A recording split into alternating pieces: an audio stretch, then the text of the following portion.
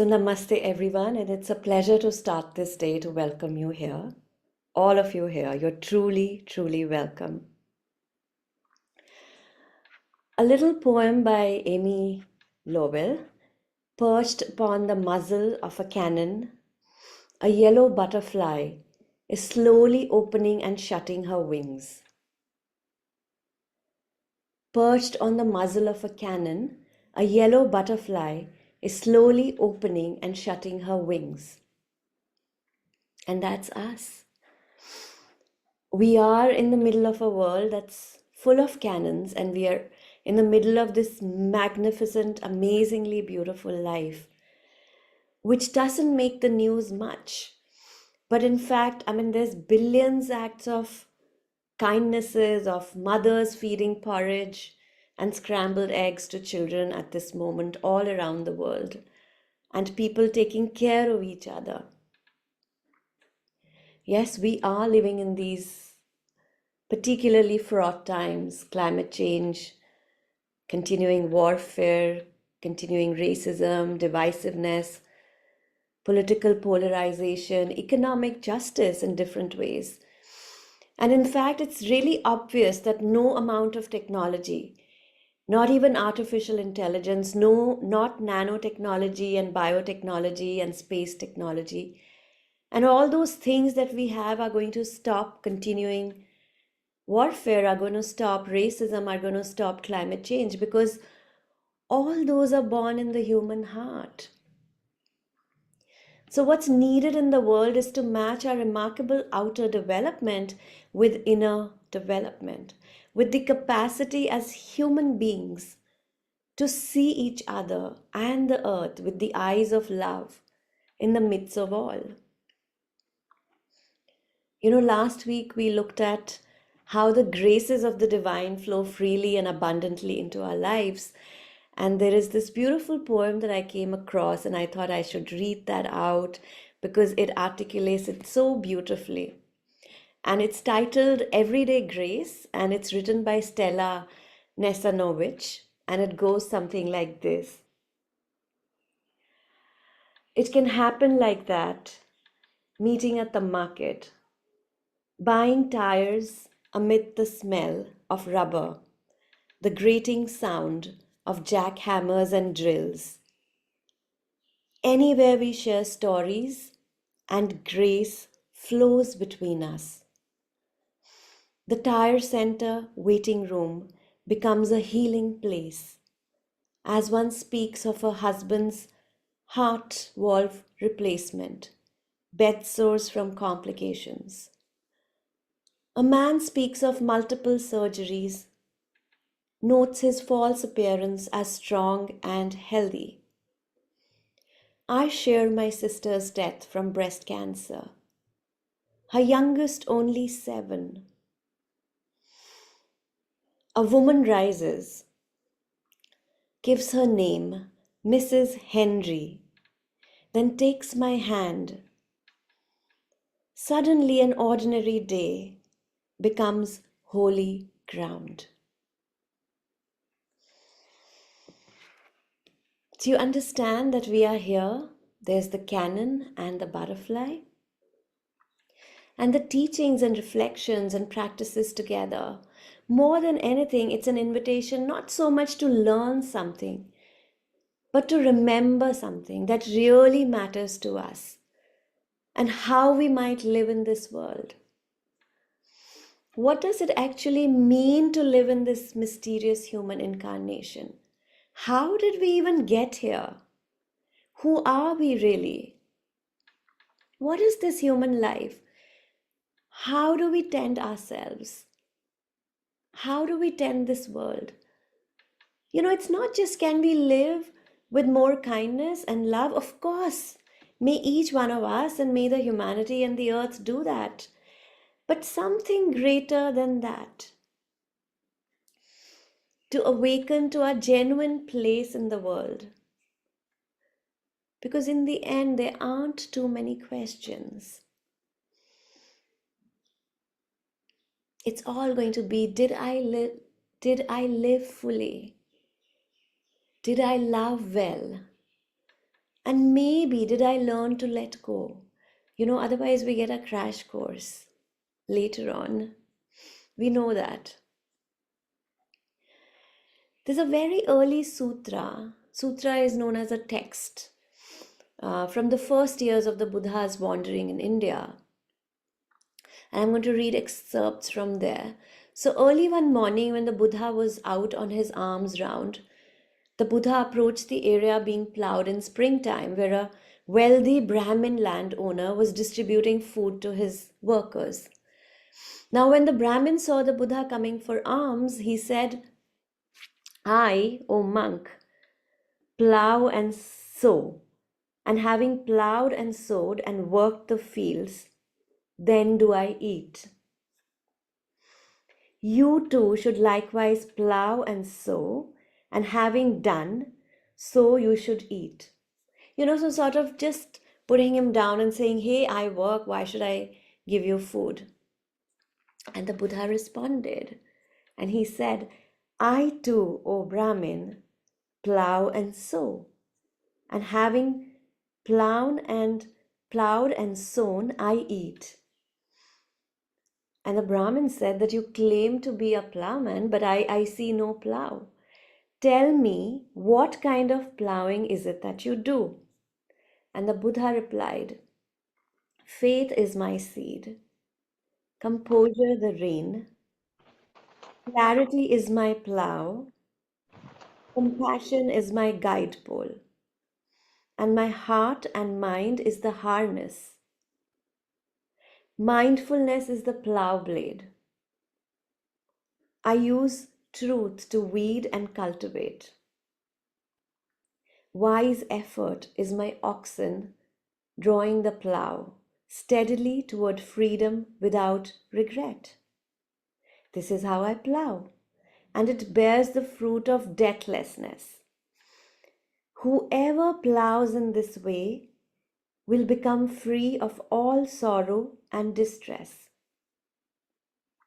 So then the Brahmin said, let the venerable monk eat. You are indeed a plowman, and your plowing bears the fruit of freedom. And he poured milk rice into the bowl. But as he did, the bowl hissed as if it were red hot, and all that was liquid flew out of the bowl. And the Buddha just stood there peacefully and then walked on his way.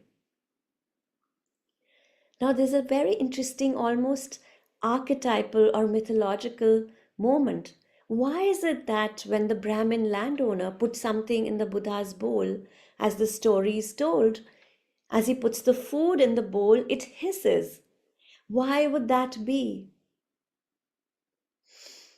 And after some research, I figured out about farming and found that when you cut a furrow in a field and a plow blade, at the end of that furrow, if you touch the blade of that plow, it gets red hot. So, this was the symbol that the bowl that the Buddha was carrying was red hot from the plowing that he did. So, this is the spring plowing of planting the seeds of faith and tending them with wise effort and compassion, and using truth to cultivate and compassion as the guide pole. And all this is symbolic of the transformation of all the difficulties of the heart, transformed into freedom. Now, this story actually has a couple of different levels to it. The first is the Buddha expressing in some way that I have practiced until I have come to the deathless, to that beyond birth and death, to a freedom of heart amidst all circumstances. And if you've read T.S. Eliot, the poet, he called this a condition of complete simplicity, costing not less than everything. And sometimes it's called the abode of peace or the supreme harmony. It's that place of being without wanting or resisting a single thing, an openness of heart, absolutely present and awake. And that's why most of the Buddhist texts, they begin this way, that remember this freedom is possible for you too, nobly born. Remember that you too can awaken this freedom of heart. So now how to do this?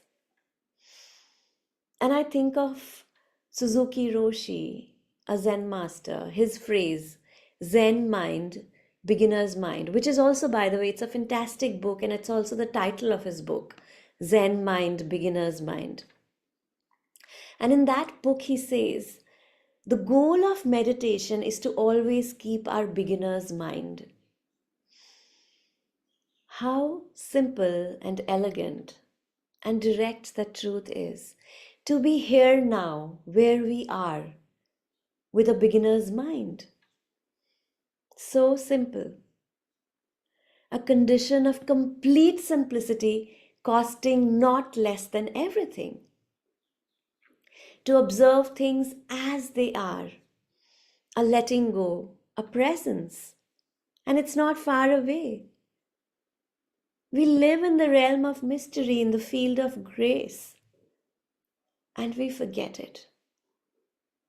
Because we go through our daily tasks of the day and we get busy and we get lost in thought and all the things that we do being a human being.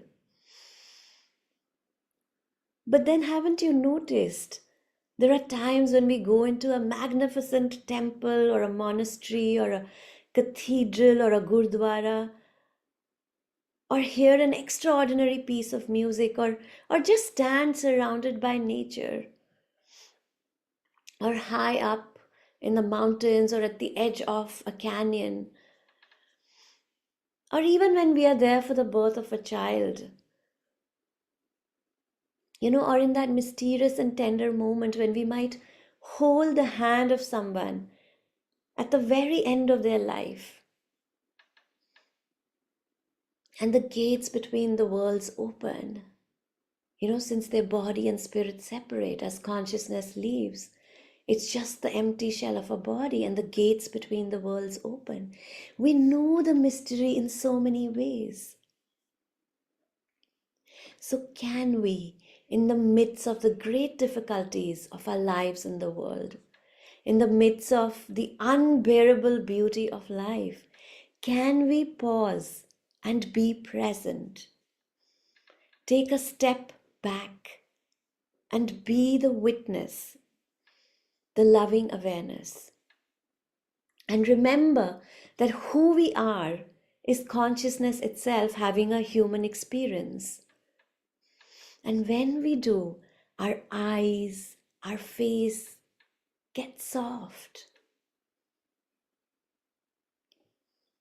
I love watching people come to the end of a 10-day Vipassana retreat. If those of you who know that, some of you might have gone for it. It's noble silence for 10 days, no phones, no books, no music, not even eye contact with another person, just being present to oneself, to one's body, to one's breath, to the sensations in the body, to the emotions as they arise and pass, to the thoughts as they arise and pass. And they might have come in all tense and, carrying the struggles of their lives. And after 10 days, you see them, and it's as if everyone is born anew. Of course, including myself.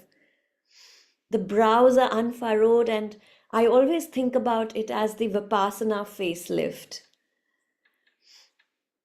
But we don't have to go on retreat. The invitation to pause, even in short ways, to walk among the trees, to take time with every thoughtful care to pause and remember the sense of mystery. Find that peace that's not arguing with the world or trying to make it something, but actually, as the Buddha, as the Christ, as the Nanak, that we are present, compassionate, and open. Taking the pause, the sacred pause, There's a fundamental dignity that we carry, that every human being carries.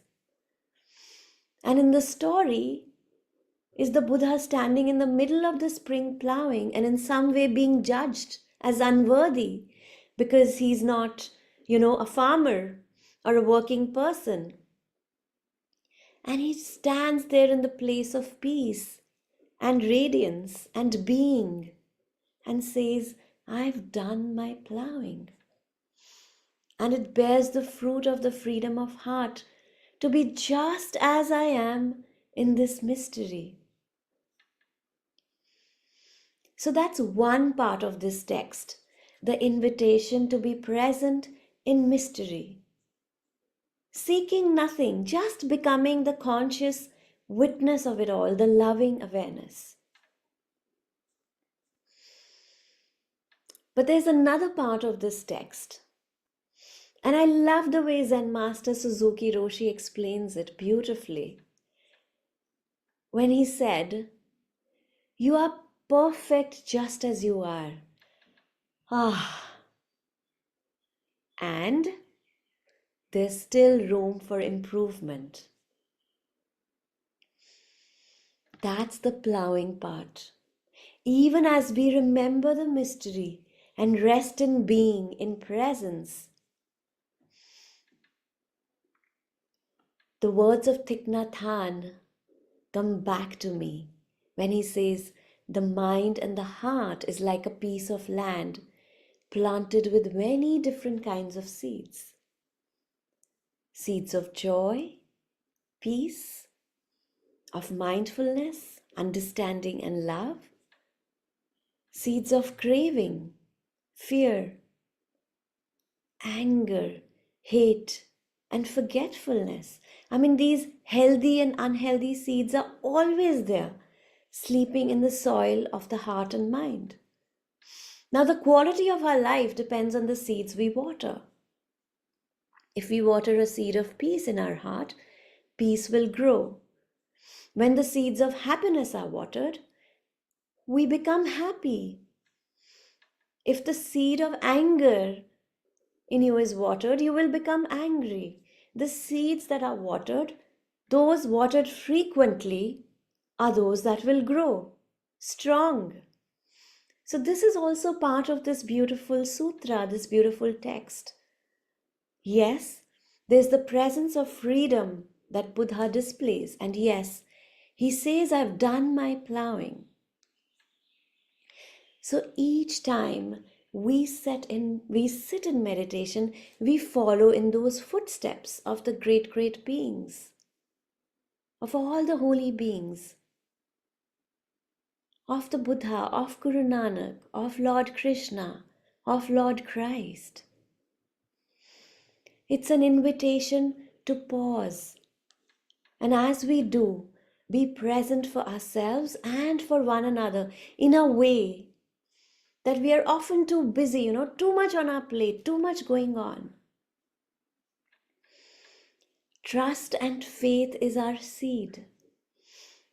The attention is our effort to be present for what is, and compassion is our guide. And we too do the plowing that brings freedom. I want to share with you, and you might already know this, that a lot of research has been done through the last 30 years or so on the measurable benefits of spiritual practices, of meditation, of mindfulness. It increases empathy and connection. It helps with emotional regulation. It deepens our capacity for attention. It actually changes our nervous system. Measurable MRIs in the brain. It changes the epigenetics in our cells.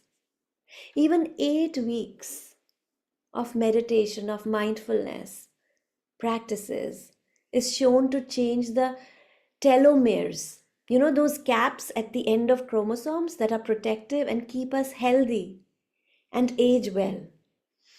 So, neuroscience is affirming what the Buddha said. So, our practice of caring or loving attention, planting the seeds of trust, planting the seeds of mindfulness and compassion. They change you, they change me, they change us. Now, what's important also to understand is that this transformation happens not just when things are easy, but even when the gardening gets difficult. And I'd like to share the work of a famous gardener, Alan Chadwick. He taught at the University of California in Santa Cruz. He's known as the father of biodynamic gardening.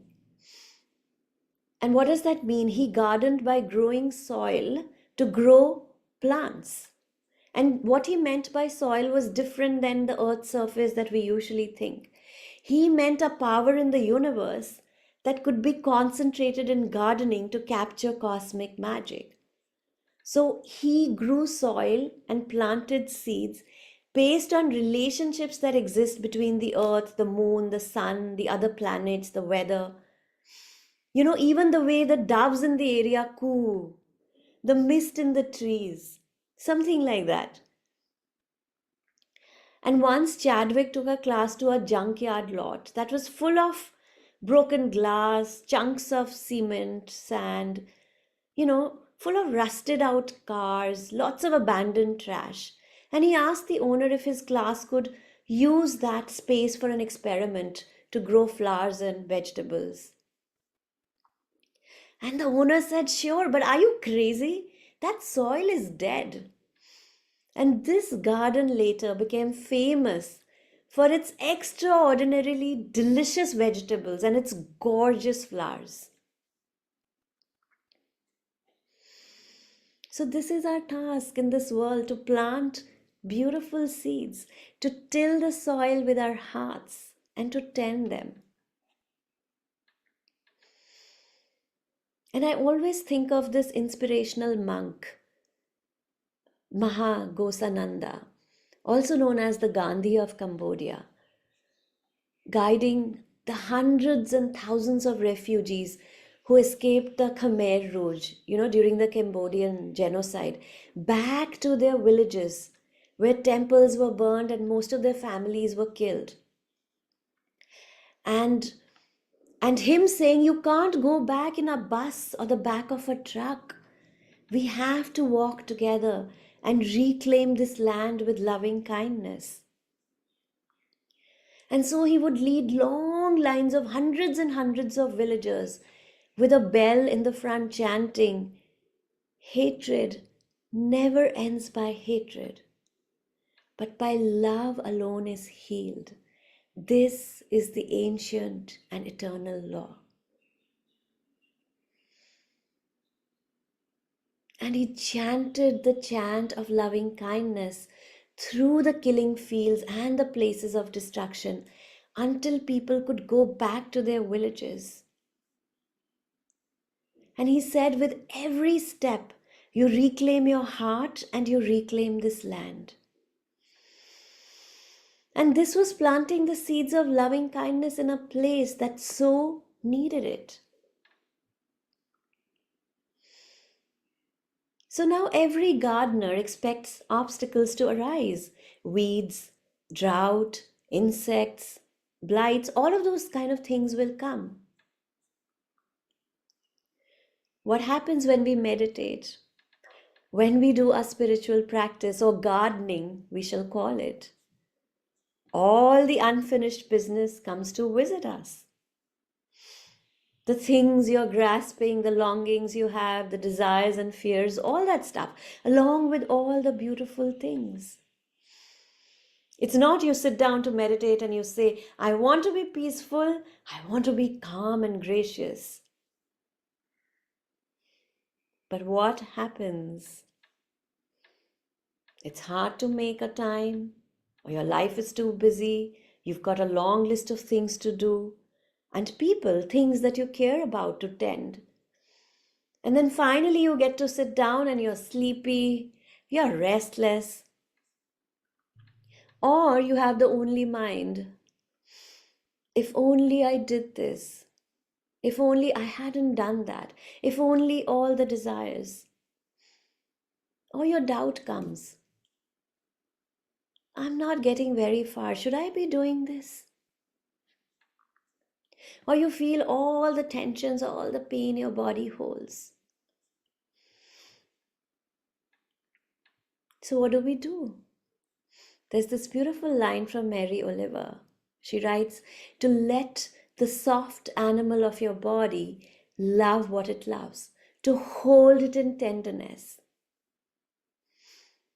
And sometimes tears come. Ajanta, a Buddhist monk, he said, if you haven't wept deeply, you probably haven't meditated very well. Because we carry the tears of the way, the ocean of tears of life, along with its magnificent beauty. Sometimes fear comes. What do? You just bow and you name it. Fear, fear. Let me feel this wave of fear. Let me not turn from you. Fear, open, show me your dance. Breath stops, everything contracts. Fear, fear, I feel like I'm gonna dying. Ah, now what? Oh, I'm still anxious. I wish you would go away. Wishing. I hate this fear. Hating. Oh, but I'm tired of all. Tired. Maybe I'll just go back to my breath.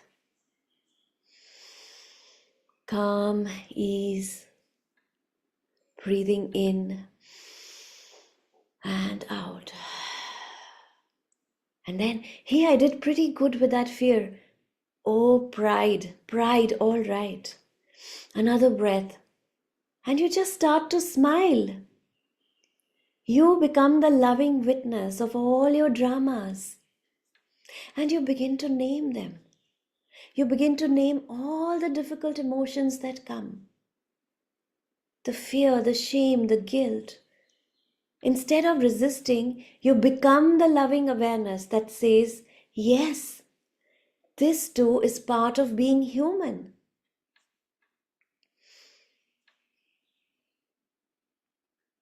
And we just pray. We pray for the grace of courage to be like a gardener and to turn toward that which is difficult and tend them with a tender heart and care. And water the seeds of compassion for it all. And one of the secrets that's really important for all of us to know is that these obstacles are the path. For the very things that are difficult, our restlessness, the doubting mind, the tears that we carry for ourselves, for the world, our fears, our shame, our guilt, they are the place where we learn to steady our heart, where we learn to recognize and allow what's true, where we learn forgiveness and kindness. They are the place where we shift our identity from being caught in how it's supposed to be and how we are supposed to be to that place of love. They are the place to grow strong and steady and free in the heart.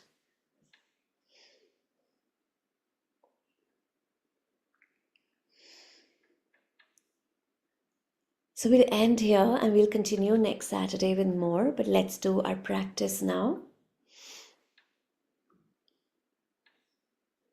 So let yourself find a way to settle. Let your body be stable, supported, and also be at ease.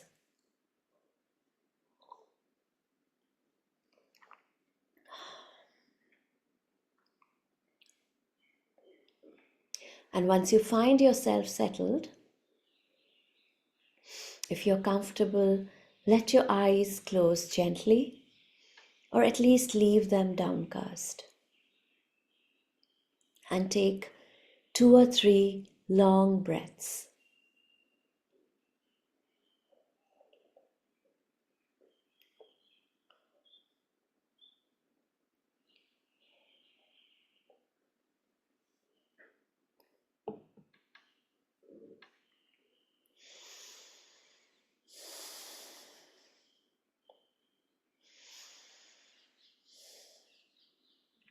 And bring the mind and body and heart together, just here in the moment, in the reality of the present.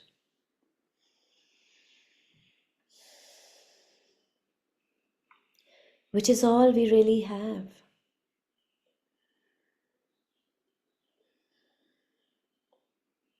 The rest is just thoughts of past and future.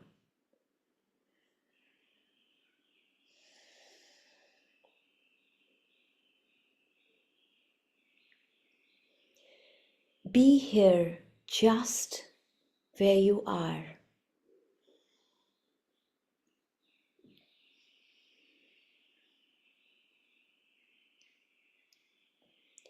And let yourself begin to open to the reality of the present, to your experience.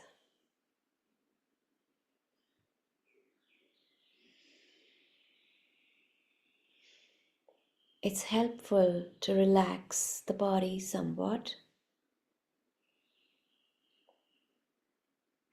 Let your eyes and face be soft. Loosen the jaw.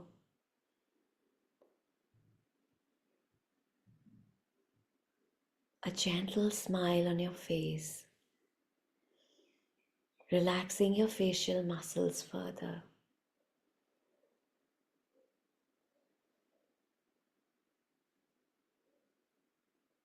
If you like, you can roll your head in a little circle and release your neck.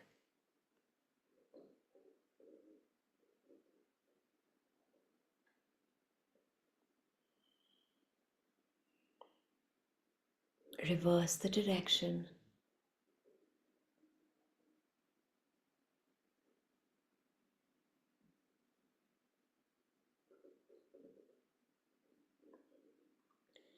And let it find a simple upright.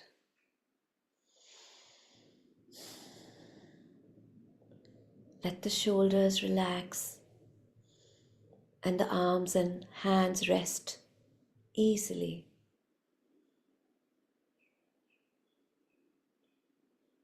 Feel the weight of your body on the seat, wherever you are.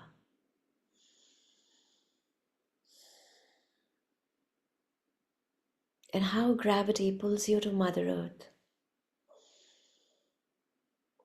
And how at the same time the earth completely supports you.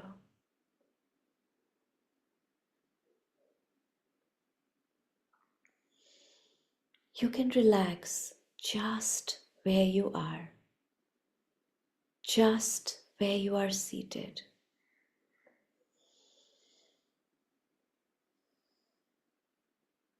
Let the belly be soft, the breath natural.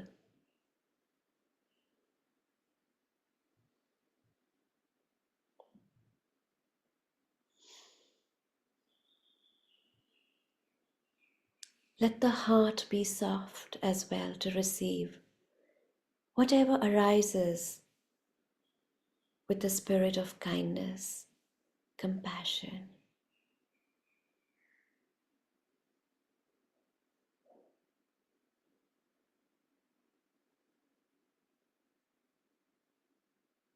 Now, with this embodied presence, begin to notice the experience of being alive just here and now.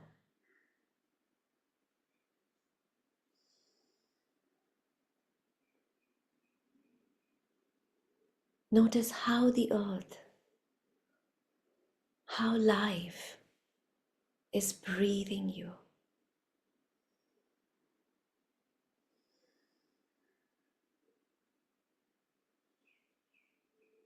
You don't even have to do it. You are being breathed.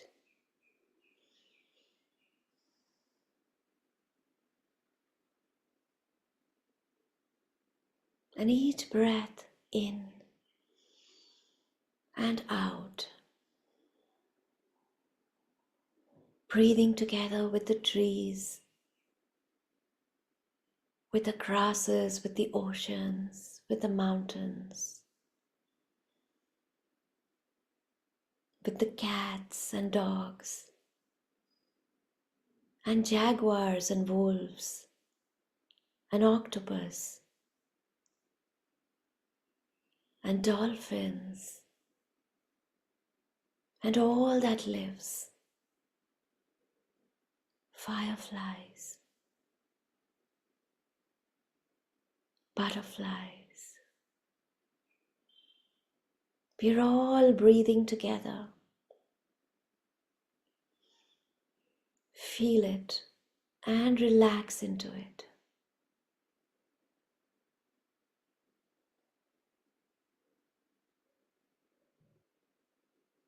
You can relax and trust in the breathing.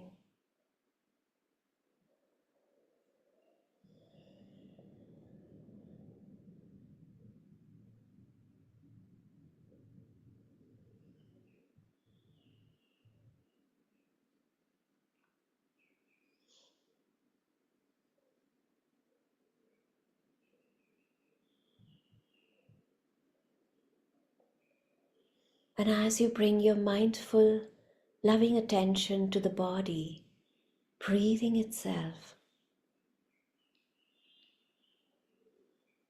very gently, very kindly, invite the quality of calm and steadiness or ease, ease, ease, calm, calm, steady, steady. You can even whisper it as the body breathes itself. Calm, ease, steady.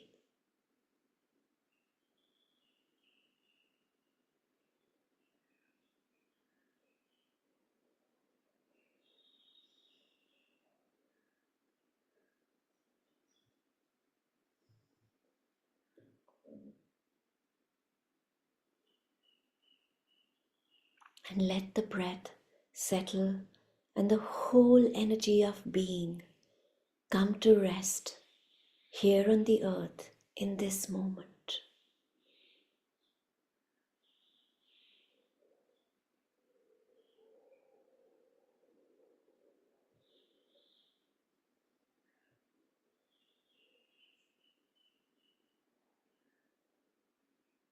Calm, ease, calm, ease, steady.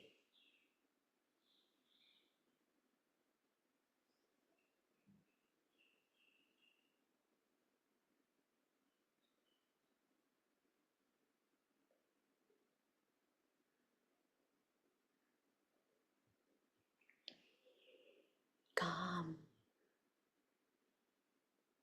ease, steady.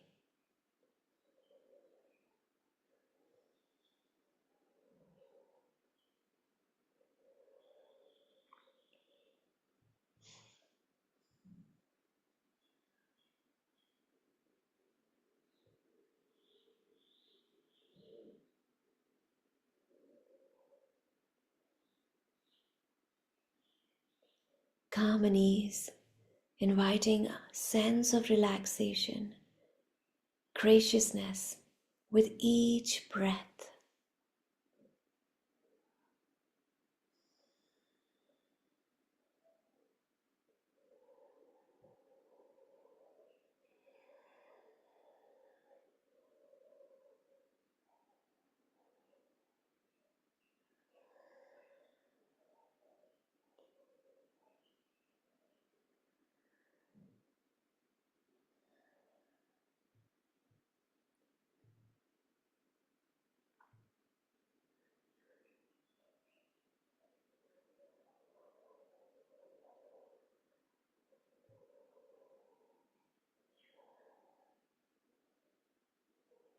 Remember to keep a gentle smile on your face.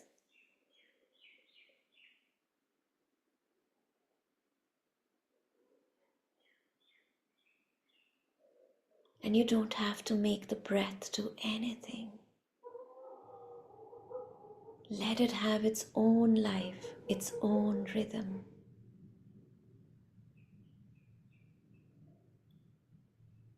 Sometimes short,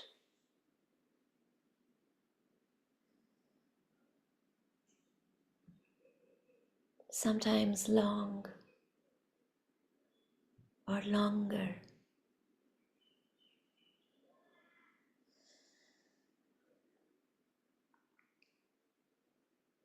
Sometimes loose and easy.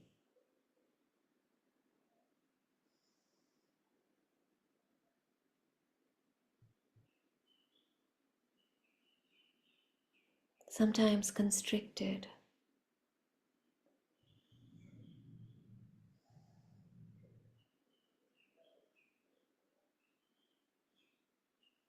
Sometimes slow or faster.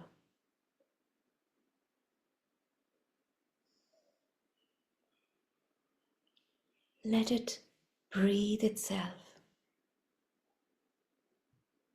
And you are the loving awareness.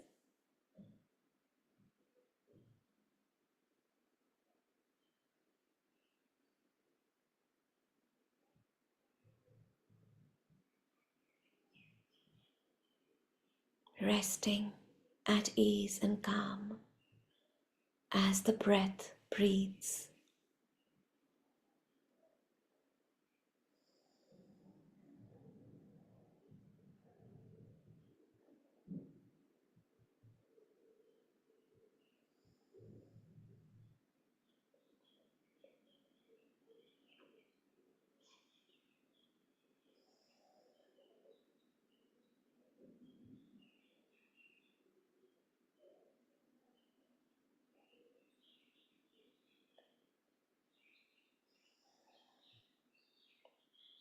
Steady,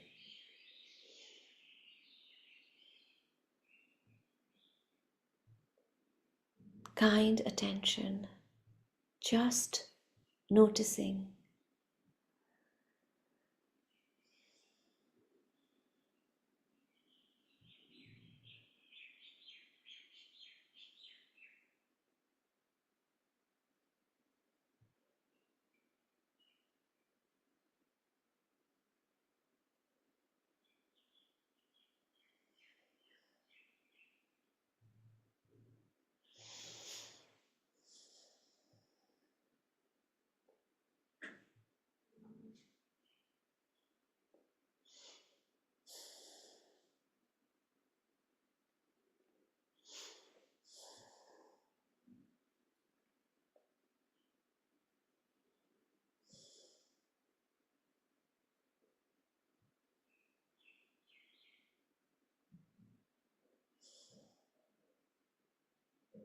And resting in a calm, mindful, loving awareness.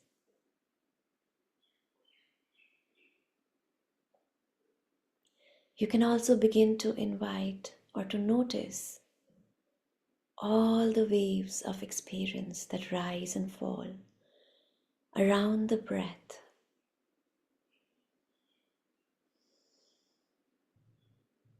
Sometimes you will feel the breath very directly.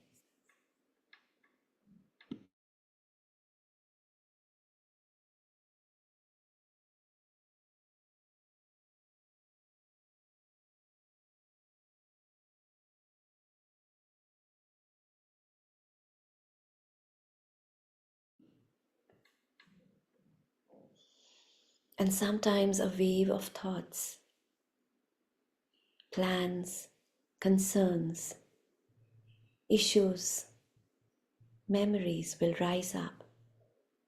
And you notice that wave. You can even name it gently. Oh, planning, imagining, remembering. And just let it rise and fall. You don't have to surf it or go anywhere with it. You just notice it.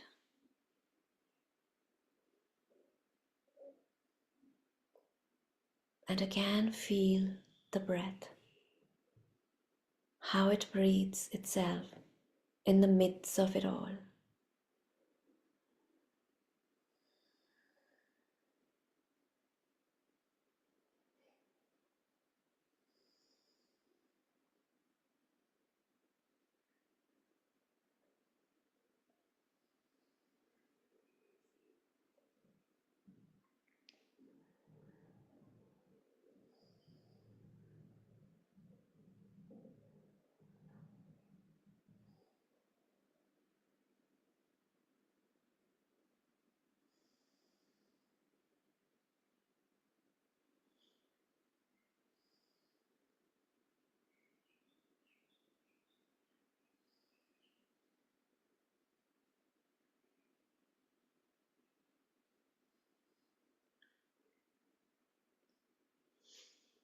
And just as your mindful, loving attention can feel the breath breathing itself and can notice the waves of thoughts that come and go around the breath,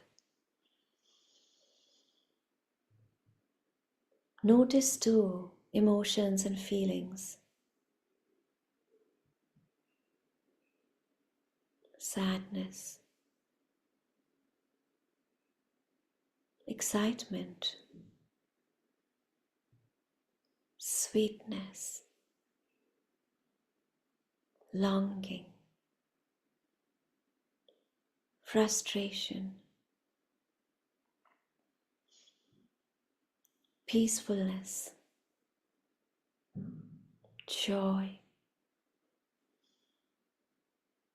And when the feelings become the strong waves or become like strong waves, let go of the breath as you focus and name them gently.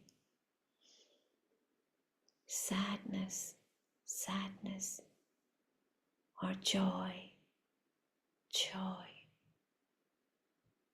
or peace, peace. And feel it as a wave of energy, just as the breath breathes itself. So the feelings arise and fall like waves of the ocean, and the breath breathes itself in the middle of it all.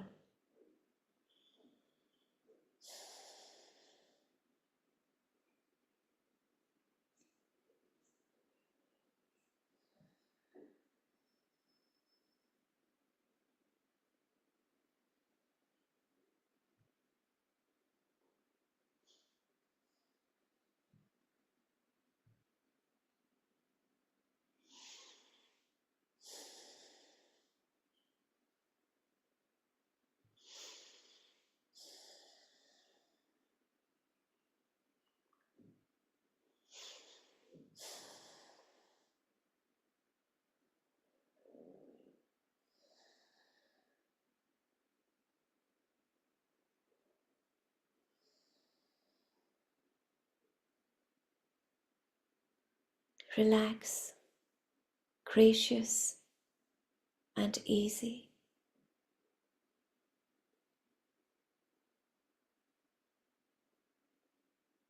You are the mindful, loving awareness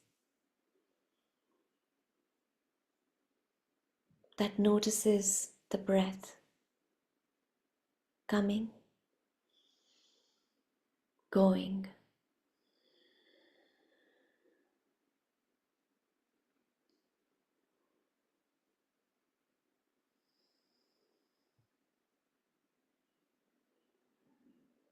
In breath, out breath.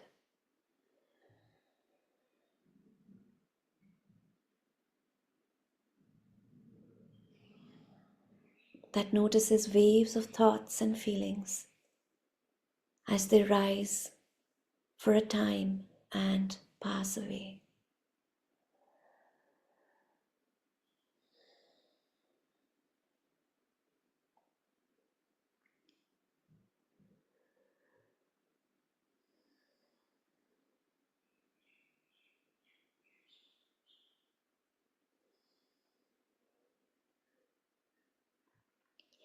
that notices too the ever-changing field of sensations, which is how you experience the body and sensations. And like the breath which breathes itself, the tingles and vibrations, the warm and cool, the contractions and opening, the whole field of sensations floats in the mindful, loving awareness, the space of awareness itself.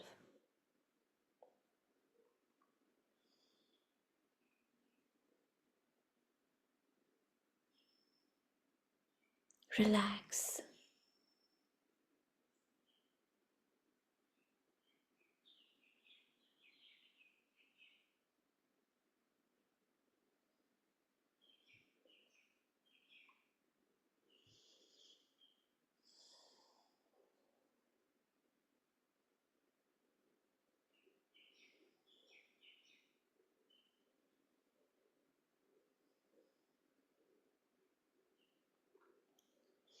The breath breathes itself.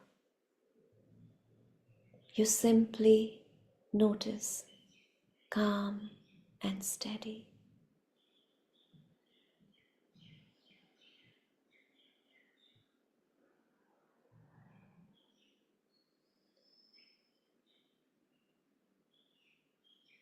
The waves of thoughts and emotions, the sensations of the body, they rise and fall around the breath like waves of the ocean.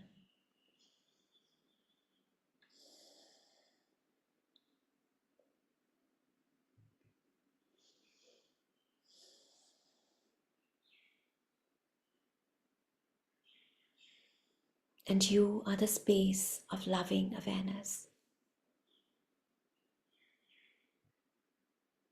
Open, gracious, steady amidst it all.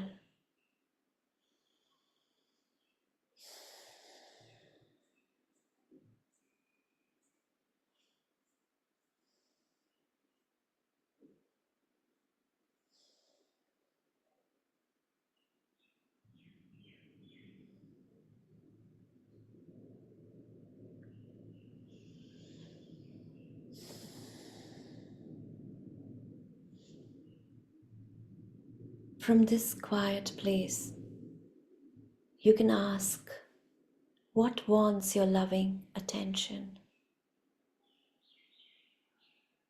You can know what in the body, in the heart, in the mind,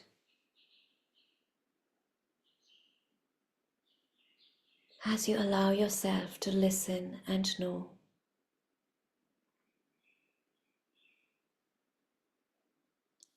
Let the loving awareness become compassion and kindness. For you know what to do and how to respond.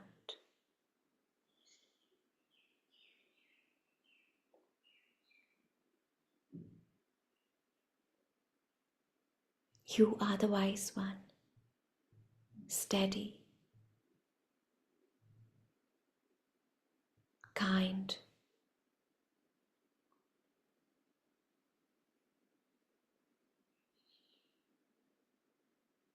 You are awareness itself.